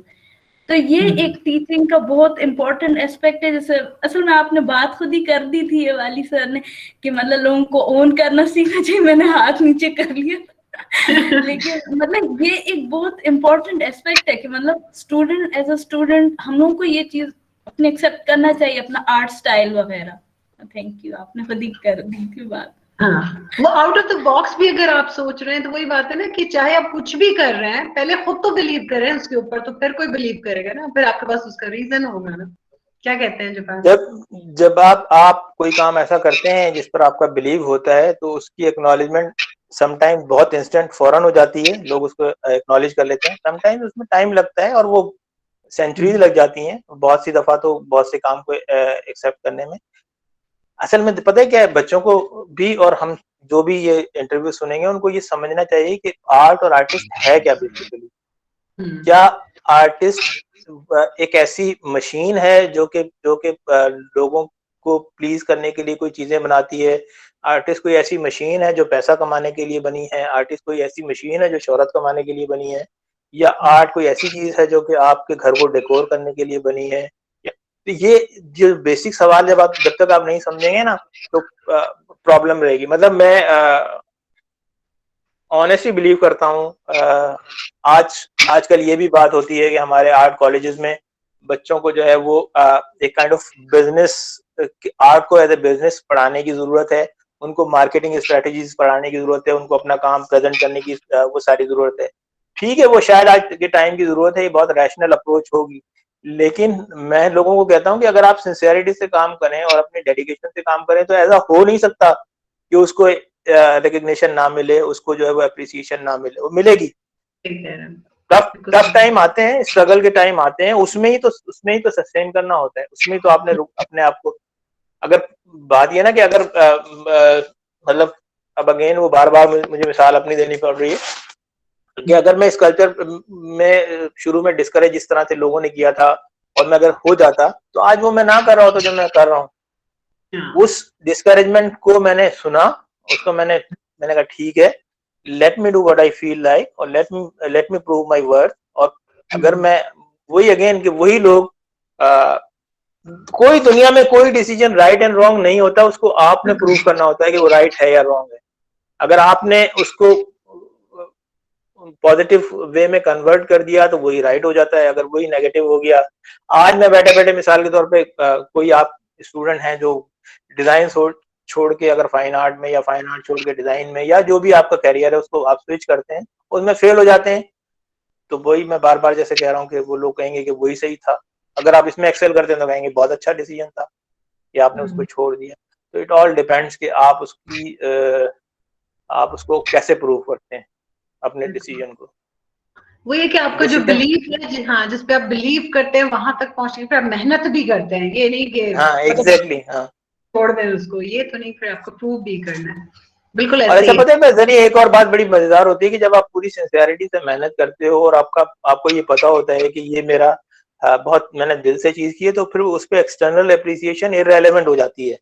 ये बात अभी शायद समझ में नहीं आएगी, लेकिन उसमें वो प्लेजर जो है वो सारा आर्ट मेकिंग का वो विद इन योर सेल्फ है। मैं क्योंकि डिजाइन पढ़कर आया हूँ और आपके स्टूडेंट भी बहुत उसमें डिजाइन के उसमें है, तो मैं आपको बताऊँ कि मेरे लिए आर्टिस्ट के लिए कोई टारगेट ऑडियंस नहीं होती। मेरे लिए कोई ये नहीं है कि ये फलां क्लाइंट को पसंद आएगा, ये फलां आजकल इन है या फलां चीज ये जो है बहुत बैंड वैगन है, इस पे मैं चढ़ जाऊं। मेरे लिए वो इम्पोर्टेंट नहीं, मेरे लिए वो इम्पोर्टेंट है कि मैं क्या सोच रहा हूँ, उसको कौन किस तरीके से लेगा वो मेरे लिए इररिलेवेंट है। कोई अप्रिशिएट करेगा थैंक यू वेरी मच, कोई नहीं करेगा थैंक यू वेरी मच, वो मेरा कंसर्न नहीं है। तो आप अगेन जो भी चीज आप कर रहे हो और उसको आप सोच समझ के और उस पर कर रहे हो, तो मतलब उसका जो भी आउटकम है उसको ओन करें, ना सिर्फ उस काम को ओन करें, जो भी उसका आउटकम है उसको ओन करें। और जैसे मैंने कहा कि समटाइम आपको हो सकता है रिकग्निशन आज ना मिले, 10 साल बाद, 20 साल बाद, 50 साल बाद। और एक और इम्पोर्टेंट चीज जो बहुत एक है, अगर आप ये समझते हैं कि आर्ट मतलब आर्ट का मकसद पैसा कमाना है और दौलत कमाना है, तो फिर प्लीज इसमें बिल्कुल ना है। इसमें अगर आप फिर जाएं किसी बैंकिंग की तरफ, बिजनेस की तरफ और किसी और, मतलब मैं बता रहा हूँ कि जो टॉफियां बेचते हैं शायद वो पैसे ज्यादा कमाते होंगे जो आर्टिस्ट से। आर्ट का है एक सेल्फ अवेयरनेस, ये मतलब एक खास मखलूक होती है अल्लाह ताला ने जो बनाई है आर्टिस्ट को, वो दुनिया को उस नजर से देखना, उन चीजों को उस तरीके से समझना जो बाकी लोग नहीं समझते, और उसका एक जो प्लेजर है वो करोड़ों रुपए कमाने से ज्यादा है। ये मतलब मैं लफ्जी बात नहीं कर रहा, ये आप बिलीव करें कि एक कोई बात आपको समझ आ जाती है, कोई इशारा आपको कहीं से आता है और आप कहते हो ये बात अच्छा ऐसे है, उसका जो प्लेजर है वो लाखों रुपए कमाने से ज्यादा है। मैं ये अक्सर बात कहता हूँ कि जो भी जितने भी पास्ट में आर्टिस्ट से बात ये कि जो अदबी लोग जिसमें शायर हैं, अदीब हैं, जिन्होंने किताबें लिखी हैं, जो पेंट किया, वो कौन से बिलियनर थे मुझे बताएं ना। ये तो अभी रिसेंट हिस्ट्री में 100 साल पहले, 150 साल पहले कुछ आर्टिस्ट पिकासो या ऐसे लोग आए हैं जिन्होंने बहुत अपनी लग्जरियस लाइफ भी गुजारी है। वरना उससे पहले अगर आप देखें तो मोस्टली 99% लोग आर्टिस्ट जो थे वो बहुत बेचारे फाका कशी में चले गए। लेकिन जो कुछ वो कर गए, जो कुछ उन्होंने एंजॉय किया, वो कोई भी नहीं कर सकता। वो वही रिफ्लेक्शन ऑफ सोसाइटी भी तो है ना, कि आप वही पता चाहे आप वैल्यू सिस्टम कैरी करके दिखा रहे हैं कि क्या इंसान होना क्या चीज है। फिर वही कि आप वही पता, हम आर्ट के ऊपर डिस्कशन करते हैं कि क्या है क्या नहीं है, पार्ट ऑफ लाइफ है। जो भी डिस्कशन है, क्रिटिसिज्म्स हैं, दुनिया में जो कुछ भी चल रहा है उस पर आपका अपना एक पॉइंट ऑफ व्यू है। वो कई बार फ्यूचरिस्टिक टाइप का भी हो जाता है, बड़ी देर बाद समझ में आती है बात। लेकिन आपने अपनी बात तो कहनी, इसलिए तो नहीं रुक जाना कि किसी ने कोई सोचेगा कि पागल है इस जमाने में ये बात कर रहा है, लेकिन आप बहुत आगे की बात कर रहे हैं तो जाहिर है कि वो भी चलता है। तो इसलिए ये चीजें इंपॉर्टेंट है। और कोई क्वेश्चन पूछना चाहता है कोई और, या उनसे काम से रिलेटेड कुछ पूछना चाहता है, या कोई भी जनरली कुछ भी चीज पूछना चाहता है तो पूछे। जी जी अच्छा, मैं एक मिनट, एक बच्चों को मैं एक बात बता दूं। वो मैं एक जरा सी फनी बात है, लेकिन मैं हर अपने जब भी मेरी कोई ऐसा मौका मिलता है कि मुझे स्टूडेंट से और उनसे बात करने का मौका मिले, तो मैं उनको कहता हूँ कभी भी अगर आप स्टूडेंट हैं या इवन लाइफ में कभी भी कोई भी सवाल पूछने से हेजिटेट ना करें, चाहे वो आपको कितना ही लगता हो कि ये बहुत स्टूपिड सवाल है। मैं ये कहता हूँ कि आपका स्टूपिड सवाल वो है जो आपने नहीं पूछा। बिल्कुल सही। दोबारा मैं कहता हूँ, आपका स्टूपिड सवाल वो है जो आपने नहीं पूछा, बाकी सारे वैलिड। चलिए जी, हाँ जी, आमना पूछिए, क्या पूछना चाहती हूँ। सर मैंने एक जगह पे पढ़ा था कि आर्टिस्ट जो होता है वो अपने सराउंडिंग से थ्रू अपने अंदर इनोवेशन ला के वो आउटर सराउंडिंग को इनोवेशन करता है, या फिर वो बाहर की चीज़ों से इंस्पिरेशन थ्रू सराउंडिंग लेता है। आज के प्रेजेंट दौर में जहाँ पे हमारे पास कोरोना की वजह से सिचुएशन हुई थी, लॉकडाउन हो गया था, हम घर पे थे, तो उस टाइम आपकी क्या मतलब एक इंस्पिरेशन थी जिसने आपको उस टाइम पे काम करने पे कहा कि मैं बाहर तो नहीं जा सकता लेकिन घर पे रह के मैं अपने एसओ को फॉलो करके, ये मेरी इंस्पिरेशन है, ये मेरा आर्ट वर्क है। वेरी नाइस, बहुत अच्छा सवाल है। बच्चे, इसमें होता ये है, जैसे मैंने, अगर आपने भी सुना हो तो मैंने कहा कि हम सब जो है वो दो दुनियाओं में, कम से कम दो दुनियाओं में तो रहते हैं। एक फिजिकल वर्ल्ड है और एक स्पिरिचुअल वर्ल्ड है। तो फिजिकल वर्ल्ड के लिए ये सारी चीजें, आपके सेंसेस, आपका इंटरेक्शन, आपकी बाहर की क्या हो रहा है, वो कभी कभी इंस्पायर करता है। और बहुत सारे आर्टिस्ट को सिर्फ वही इंस्पायर करता है। बहुत सारे आर्टिस्ट को सिर्फ जो इनर वर्ल्ड है वो इंस्पायर करता है। बहुत सौ को दोनों से, मोस्टली को मुझे लगता है कि दोनों का कॉम्बिनेशन होता है कहीं ना कहीं। ये जो कोरोना वाला टाइम है ना, यू वोंट बिलीव कि मैंने और भी कई जगह कहा कि ये it was a kind of blessing in a disguise. ये एक बड़ा मजेदार सा एक्सपीरियंस हुआ है हमें कि ये एक, ठीक है, वो जो भी उसकी नेगेटिव एस्पेक्ट थे वो ठीक थे, लेकिन जिंदगी में शायद बहुत अरसे के बाद हमें अपने बारे में सोचने का, अपने फैमिली के बारे में सोचने का, अपने घर के बारे में सोचने का, हम क्या करते हैं आज, क्योंकि इंफॉर्मेशन बहुत फिंगर टिप्स पर है ना, तो आप दुनिया के कहीं किसी चीज के बारे में भी आपको पता करना है, आपने गूगल पे किया और आपको पता चल गया। तो आपको दुनिया का पता होता है, लेकिन आपके घर में क्या हो रहा है, आपके भाई को क्या प्रॉब्लम है, आपकी बहन को क्या प्रॉब्लम है, या आपको क्या, उसका टाइम नहीं था। तो इस कोरोना ने वो टाइम दिया कि आप अपने बारे में सोचें, अपनी चीजों के बारे में सोचें, अपनी प्रायोरिटीज के बारे में सोचें अपने। तो ये तो बहुत बड़ी एक ब्लेसिंग थी मेरे लिए। तो मतलब वो इंस्पिरेशन कोई उस तरह का इशू नहीं है कि मैं कोई बैठूं कहीं खास टाइम में। हर वक्त इंस्पिरेशन आपसे बात करना, ये सारी चीजें होना, पता नहीं आप लोगों के सवालों में किसने क्या इंस्पायर किया हो, तो वो चीजें तो कॉन्टिन्यूसली चलती रहती हैं। तो शायद जो कोरोना के टाइम में जितना काम मैंने प्रोड्यूस किया अपने स्टूडियो में, जितना कुछ मैंने किया, वो शायद उससे ज्यादा है जो मैं नॉर्मल रूटीन में करता था। क्योंकि ना कहीं मैं जा रहा हूँ, ना मैं कहीं किसी से मिल रहा हूँ, ना मैं कुछ, बहुत लिमिटेड सारी वो हो गई हैं। और उसमें आपका एक क्रिएटिव प्रोसेस, आपका एक थिंकिंग प्रोसेस जो है वो और ज्यादा बढ़ जाता है, क्योंकि आप कॉन्स्टेंटली अपनी चीजों के बारे में सोच रहे हैं। और आपका फोकस बजाय कुछ 10,000 चीजें सोचने की, आपका फोकस जो है वो कुछ लिमिटेड चीजों का, तो ये तो एक बड़ी ब्लेसिंग थी मेरे ख्याल में। और कोई क्वेश्चन पूछना चाहता है? मैम मैं एक चीज कहना चाहती थी, सर ने कहा है कि हम लोग आजकल अपनी मतलब वैल्यूज को भूल रहे हैं। तो कल मैंने एक फेसबुक पे एक पोर्ट्रेट देखा, इट वाज सो सिंपल, कुछ लाइंस की, और वो तकरीबन हमारी क्लास की हर लड़की बना सकती है आई बिलीव, बट उसके 14,000 लाइक्स थे। तो मतलब बहुत ज्यादा आजकल फेम की वजह से पीछे भागा जाता है। मतलब मैं हैरान थी कि बाज आर्टिस्ट, मतलब हम भी तो वैसे हैं, हमें तो वो चीज लाइक्स नहीं मिलते, उन्हें तो करते हैं। हाँ जी। ये देखे, ये भी बहुत बहुत बहुत इम्पोर्टेंट चीज है जो इन्होंने पॉइंट आउट की है। बच्चे, मैं यही तो कह रहा हूँ ना कि उन आप अभी मैं रिसेंट मिसाल देता हूँ, बहुत सारे गाने ऐसे स्टूपिड गाने बने हैं जिनके व्यूज जो हैं वो मिलियंस में हैं। अच्छा, वो सारे व्यूज या सारी वो चीजें, उनका मजाक उड़ाया है लोगों ने, उन्होंने उनको बहुत उनको फनी, कुछ उसमें अप्रिशिएट भी किसी ने किया होगा, लेकिन ज्यादा। अब जो अगर वो गाना मिसाल के तौर पर मैंने गाया है, तो बजाय मैं शर्मिंदा हूँ, मैं उसको मैं मुझे बड़ा बहुत अच्छा लगा, इसलिए लोगों ने मुझे जो है वो मोहब्बत दे रहे हैं और ये दे रहे हैं वो दे रहे हैं, सारी परसेप्शन बदल दी। और भाई, लोग आपका मजाक उड़ा रहे हैं। मतलब वो आपने एक स्टूपिड चीज की है, वो एक वीडियो वायरल हुई है, पता नहीं क्या, ये मेरा हमारी पार्टी है और ये है वो है, लोग मजाक उड़ा रहे हैं, वो आके कह रही है थैंक यू वेरी मच, मुझे बहुत मोहब्बत मिल रही है, बहुत मुझे प्यार मिल रहा है। भाई ये मतलब वो सारी सारी चीजें ही बदल दी ना आपने। अब अगेन, क्योंकि वो सोशल मीडिया के थ्रू उनको ये लग रहा है कि वो फेम मिल रहा है। अगर यही क्राइटेरिया है तो वो जो बेचारा ताहिर शाह था, वो तो मेरा ख्याल में इस दुनिया का सबसे अजीम गुलकार वही था, सबसे बेहतरीन सिंगर वो था, क्योंकि उसको तो मिलियंस में लाइक मिले थे। मगर वो कहाँ है आज? Who knows about him? मतलब उसका क्या है? ऐसे ये सब, वो चाय वाला बेचारा एक आया था, वो मिलियंस में लाइक, कहाँ गया वो आज भी चाय बेच रहा है। ये जो है, ये भी थोड़े 2-4 दिन के लिए आएंगे, उसके बाद ये डिसअपियर। तो ये इस ट्रैप में मत पड़े।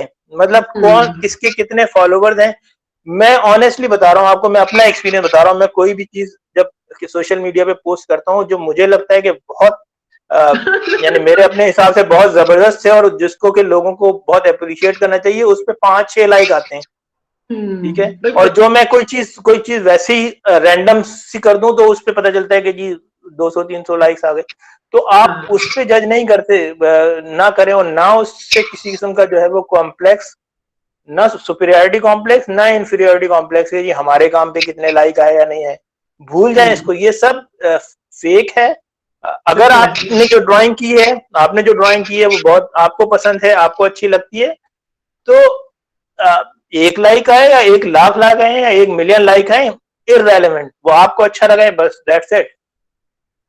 बिल्कुल ठीक कह रहे हैं। इस ट्रैप में बिल्कुल भी मत फंसो। ये तो ये इस टाइम का ट्रैप है जिसमें कि आप वो कितनी लाइक्स, किसने लाइक किया और कितना किया, वो अगर आप गिनने लगे तो फिर आपका काम खराब हो गया। सर वही सोच रही थी कि मतलब उनका काम में कुछ भी नहीं था, बट फिर भी उन्हें मिले हुए थे।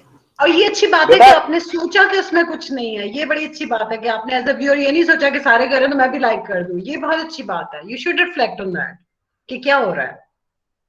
That is something. नहीं, इसमें बताए कि नहीं, कंपैरिजन तो ना करें। मैं जो समझाने की कोशिश कर रहा हूँ कि कंपैरिजन ना करें, स्पेशली सोशल मीडिया पे, और इस पे तो कंपैरिजन ना करें। कौन किसको लाइक कैसे मिलते हैं, कैसे होता है, वो सब बहुत एक वियर्ड, वो एक पूरी साइंस है, वो पूरा एक, मतलब मैं अपनी कोई पोस्ट स्पॉन्सर करता हूँ या हाँ, वो सारा, तो उसमें उस ट्रैप में मत पड़े। आपने अपनी पूरी जो भी चीज करनी है वो अपनी पूरी सिंसियरिटी से, पूरी ऑनेस्टी से करनी है, और आपने अपने आप को खुश करना है। मतलब आप you should enjoy your work, that's it. उसके बाद अगर उस पर 2 लाइक आ जाते हैं तो भी ठीक है, नहीं आते तो भी ठीक है, 50,000 आ जाए तो भी ठीक है, वो मैटर नहीं करता।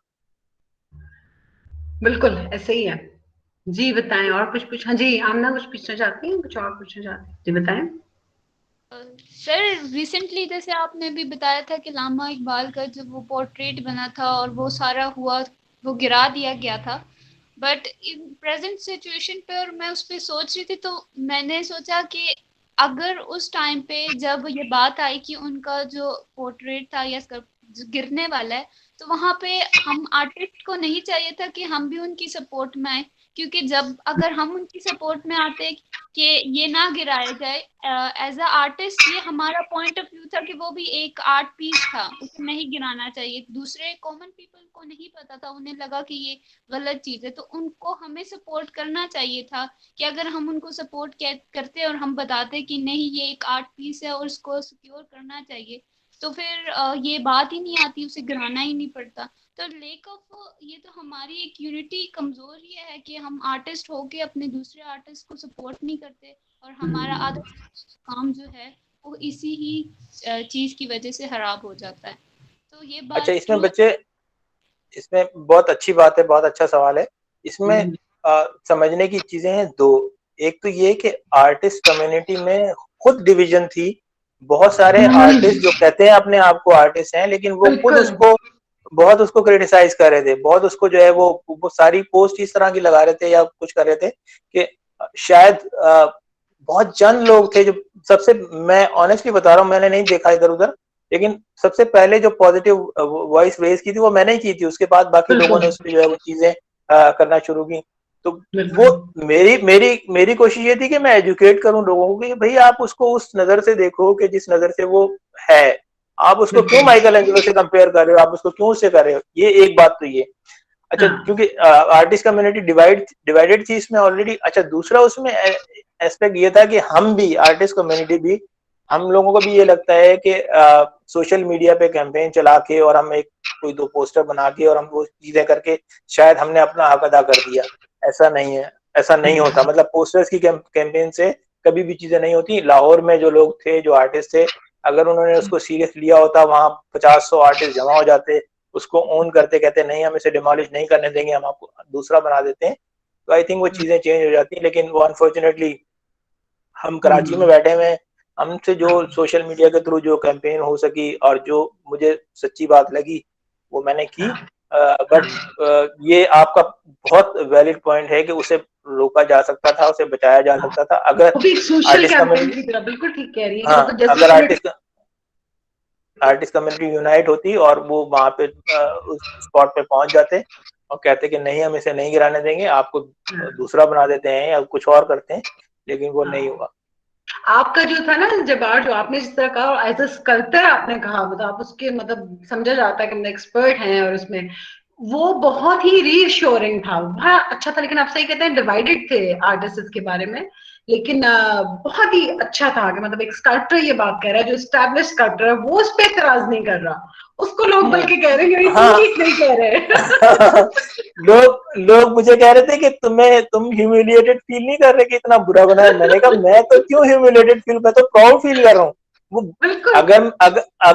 अगर मुझे पता चल जाए कि वो प्रोफेशनल ने बनाया है, तो मैं उस, मतलब मुझे ये बताओ कि मुझसे बेहतर कौन क्रिटिसाइज कर सकता है उस स्कल्पचर को। मतलब मैं उसके बखेरे उड़ा दूं, लेकिन वो प्रोफेशनल ने किया ही नहीं है भाई। वो और मैंने उसमें इंटरव्यू में भी कहा कि अगर कोई बच्चा या कोई मेरे स्टूडियो का हेल्पर है, उसने मेरा पोर्ट्रेट बना के दिया है, मैं उसे प्राउडली अपने वॉल पे शेयर करता हूँ। मैं उसमें ये थोड़ी क्या देखता हूँ कि मेरी शक्ल मिल रही है नहीं मिल रही है, एनाटॉमी कितनी अच्छी है नहीं है। मैं उसके जेस्चर को देखता हूँ कि उसने वो एक एफर्ट की और वो बहुत अच्छा, मतलब मुझे लगा, मैंने उसको शेयर किया कि ये देखें, ये मेरे स्टूडियो हेल्पर ने जो है मेरा पोर्ट्रेट बनाया है और वो बहुत अच्छा बनाया हुआ था। तो अगेन बात ये है ना कि 2-3 लेवल्स पर काम करने की जरूरत है। आर्ट के बारे में पहले तो हम खुद आर्टिस्ट कम्युनिटी एजुकेट को, अपने आप को एजुकेट करें, और फिर ये कि दूसरों को भी एजुकेट करें कि भाई चीजें किस तरह से, चीजों पे रिएक्शन देना चाहिए या देने की जरूरत होती है। ये बहुत एक ट्रेजिक और बहुत सैड इंसिडेंट था जिसका मुझे बहुत दुख है। बिल्कुल सही कह रहे हैं। ये बाकी बहुत ट्रैजिक इंसिडेंट था, और बहुत शर्मिंदगी हमारे लिए एज ए आर्टिस्ट कम्युनिटी के, इसके ऊपर स्टैंड नहीं ले रहे और सही तरीके से इसमें खुद डिवाइडेड है। जबकि वही बात है कि आर्ट की डिबेट हमेशा रहती है, और मेरे ख्याल में तो ये भी डिबेट है कि नाइविटी जो होती है, और जिसमें आप कोई काम करते हैं जहाँ से आपने लर्न नहीं है किसी खास इंस्टीट्यूशन से, वो एक अलग स्कूल ऑफ थॉट है, उसको आप पूरा रिजेक्ट कर रहे हैं वही कमर्शियल एस्पेक्ट की वजह से, या जिस वजह से भी कि आप उसको डिनाई कर रहे हैं कि आर्ट फॉर्म ही नहीं है, तो आप सिर्फ इस वजह से कर रहे हैं क्योंकि आप स्कूल ऑफ थॉट को नहीं मान रहे हैं। बात ये भी तो है ना। बिल्कुल बिल्कुल। कोई और क्वेश्चन पूछना चाहते हैं? इससे रिलेटेड, वरना हम सर का स्टूडियो थोड़ा सा देख लेते हैं जहाँ पे वो स्कल्पचर करते हैं और किस तरह की एनवायरनमेंट है जिसमें जो है उनका प्रॉपर स्टूडियो है जो उन्होंने सेट किया हुआ है। देख लें उसको। Yes ma'am. हाँ दिखा दें, आप हमें थोड़ा सा दिखा दें एक व्यू की कैसे है।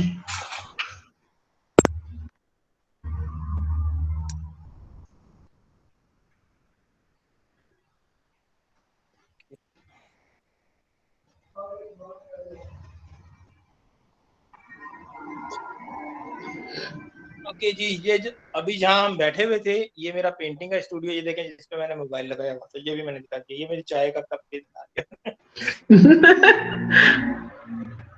अच्छा ये एक थोड़ा सा नीट एंड क्लीन कमरा है, ये एक पोस्टर मेरी पुरानी एग्जीबिशन का लगा हुआ है, इसमें अलमारियों में किताबें, मेरी कैटलॉग वगैरह।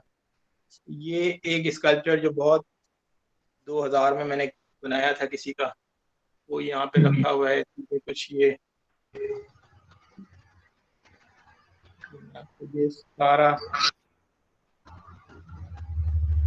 ज्यादा फास्ट तो नहीं चल रहा है, ये सही है। सही है, तो देखिए कितना ऑर्गेनाइज्ड है जहाँ पे वो काम कर रहे हैं। ये कुछ पेंटिंग इन प्रोसेस, कुछ ये चीजें सारी यहाँ नीचे रखी हुई हैं। एक तो ये पेंटिंग यहाँ पे, एक मेरा काम मैंने ये डिस्प्ले किया हुआ है यहाँ पे। ये कुछ एक पेंटिंग है। तो ये कमरा एक काइंड ऑफ सिटिंग रूम और पेंटिंग का है। और ये अब हम आ गए हैं बाहर, जो मेरा स्कल्पचर का सेक्शन है। ये डिफरेंट जो है वो काम एग्जीबिशंस में जाता है तो उसके बॉक्सेस और कुछ ये स्टोरेज वगैरह का सारा, ये सारा सेक्शन है। ठीक है। और ये कुछ काम इन प्रोसेस जो है वो लगा हुआ है, कुछ ये कंप्लीट किया हुआ काम जो है वो लगा हुआ है।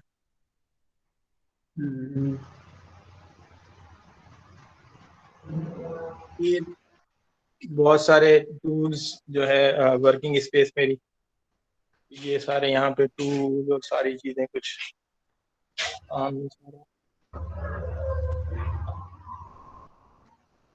ठीक है। और ये मेन मेरा कमरा है जो वर्कशॉप, जहाँ पे के सारे टूल्स और सारी चीजें।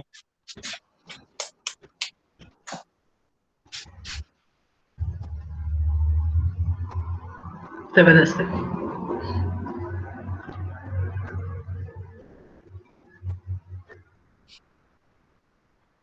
तो अब ये देखें कि स्कल्पचर करने के लिए कितने लवाजमात और कितनी सारी चीजों की आपको जरूरत होती है। इसीलिए वो जो आपका बहुत शुरू में सवाल था ना कि लोग क्यों नहीं आते, वो इसीलिए नहीं आते कि इतना बखेड़ा फैलाने की क्या जरूरत है। अनटिल अनलेस आपका पैशन ना हो, आपको ये लगे कि जो है वो यही करना है।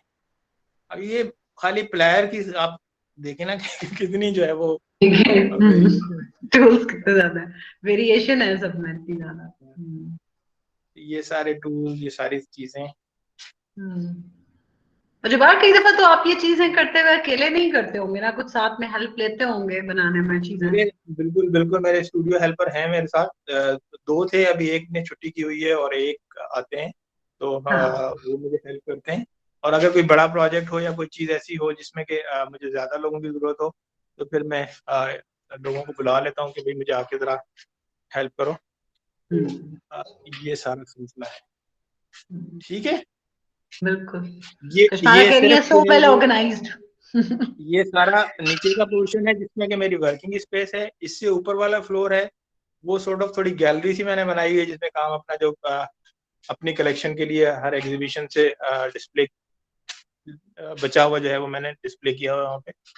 अगर आप कहेंगे तो वो भी मैं दिखा दूंगा, वरना ये काफी है मेरा ख्याल। नहीं माशाल्लाह काफी अच्छी स्पेस ऑर्गेनाइज्ड है और प्रॉपर जो है वो।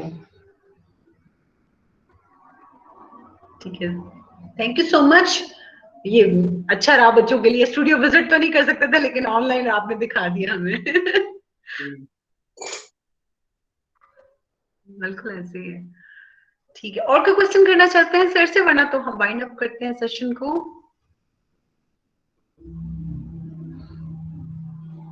क्या चीज पूछना चाहते हैं? हाँ, कोई और क्वेश्चन पूछना चाहते हैं कोई? मैम बस मैं ये पूछ रही थी सर से कि उनका स्टूडियो कहाँ पे है, मतलब वो कहाँ काम कर रहे हैं अभी? हाँ, ये बता दें उनको। मैं कराची में बेस्ड हूँ काफी। अब तो मैं कराची आई अपने आप को कहता हूँ, 20-22 साल हो गए मुझे। और ये मेरा है जो स्टूडियो और घर एक ही जगह पर है। डिफेंस व्यू के नाम से एक जगह है, मेन डिफेंस के काफी करीब। और यहाँ का लैंडमार्क जो है वो इकरा यूनिवर्सिटी, एक बहुत अच्छा। मेरे घर के बिल्कुल 2 घर के बाद ही वो यूनिवर्सिटी है। और इकरा यूनिवर्सिटी में मैंने कुछ अर्से ड्राइंग की क्लासेस भी ली, तो वो सिर्फ लेने की वजह ये थी कि मैं ड्रॉप करके चला जाता था और आ जाता था। हाँ, सर ने Indus valley school of art and architecture में भी पढ़ाया हुआ है काफी ईयर से, और विजिटिंग फैकल्टी के तौर पे, इसलिए उनका इंटरेक्शन है स्टूडेंट्स के साथ। बिल्कुल 10 साल मेरा वहाँ पे मैंने तकरीबन पढ़ाया। But now I am full time studio artist.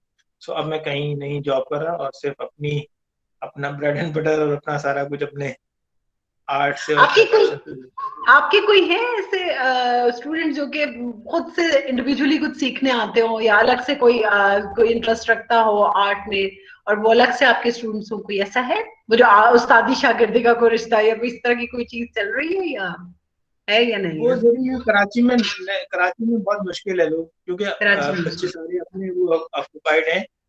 Interior में जो मेरा मेरे खास है, वहाँ मैंने एक सेटअप किया है थोड़ा, तो वहाँ चीजें मैं कुछ प्लान कर रहा हूँ।